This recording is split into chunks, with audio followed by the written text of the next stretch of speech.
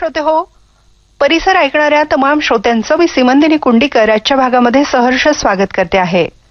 श्रोते हो, 1 घंटा झाडांसाठी याविषयी महत्वपूर्ण माहिती ऐकूयात.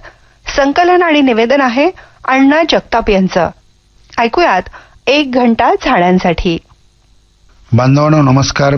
आज आपण 1 घंटा झाडासाठी ही संकल्पना दर रविवारी 1 घंटा झाडासाठी, झाडे लावण्यासाठी, वाढवण्यासाठी, जगवण्यासाठी, स्वतःचा श्वास स्वतःच निर्माण करण्यासाठी. या संकल्पनेमध्ये घंटा या शब्दावर अनेक मित्रांनी आक्षेप घेतला, परंतु 1 घंटा झाडासाठी या वाक्यातील घंटा या शब्दांच्या पाठीमागे एक भूमिका आहे. घंटा म्हणजे 1 तास.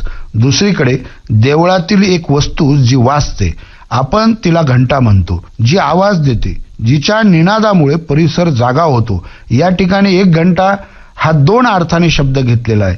एका अर्थी आठवड्यातील 1 घंटा म्हणजे 1 तास, दुसऱ्या अर्थी 1 घंटा म्हणजे एक असा आवाज की जो आपण पर्यावरण संवर्धनासाठी देणार आहोत. आठवड्यातील 1 तास जरी पर्यावरण संवर्धनासाठी देऊन एक आवाज वृक्ष लागवडीच्या विषयी निर्माण करायला आपण गेलो तर त्याचा निनाद सर्व दूर पसरत जाईल. तो आवाज ऐकून प्रत्येकाने पर्यावरण संवर्धनाच्या कामाची सुरुवात केली पाहिजे. झाड क्षणाक्षणाला आपल्याला श्वास देते. त्या झाडाला आठवड्यातील 1 घंटा जर दिला तर आपण आपल्या श्वासाची जोपासना करू शकतो. या अर्थाने या ठिकाणी घंटा या शब्दाचा वापर केलेला आहे. पावसाळा सुरू झाला की वृक्ष लागवडीला जोश चढतो. अनेक जण वृक्ष लागवड करतात.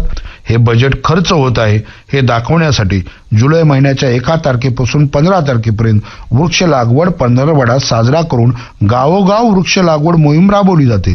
म्हणजे शहरांना श्वासाची गरज आहे, तो श्वास निर्माण करण्याचं काम आपणच करू शकतो जर दर रविवारी 1 घंटा झाडासाठी दिला. शाळकरी मुलं सुद्धा झाडासाठी 1 घंटा देऊ शकतात.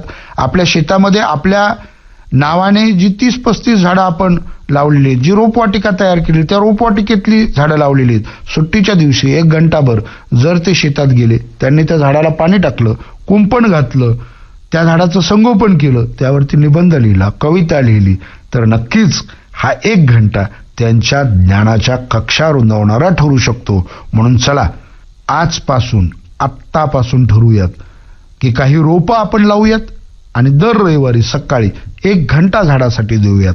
त्यांना वाढवण्यासाठी देऊयात, जगवण्यासाठी देऊयात. मुळात स्वतःचा श्वास स्वतःच निर्माण करण्यासाठी देऊयात. तरच आपण दीर्घकाळ श्वास घेऊ शकू. अन्यथा हा श्वास कधी बंद पडेल हे कोरोनाच्या काळात आपल्याला दिसलेलं आहे. ज्यांना दमा आहे, ज्यांना ऑक्सिजनची आवश्यकता आहे, त्यांच्या लक्षात येतं एका श्वासाची किंमत काय. ती एका श्वासाची किंमत आपणच 1 घंटा देऊन तयार करू शकतो. चला सहभागी होऊ आणि दर रविवारी सकाळी 1 घंटा झाडांसाठी देऊ. धन्यवाद. श्रोते हो, आताच आपण परिसर कार्यक्रमाअंतर्गत 1 घंटा झाडांसाठी याविषयी उपयुक्त माहिती ऐकलीत. संकलन आणि निवेदन होतं अण्णा जगताप यांचं. सादर करते सदानंद कामडी. ही आकाशवाणी परभणी केंद्राची निर्मिती होती. श्रोते हो, आता कार्यक्रमाची वेळ संपत आली आहे, तेव्हा भेटूयात उद्याच्या परिसर कार्यक्रमात. नमस्कार.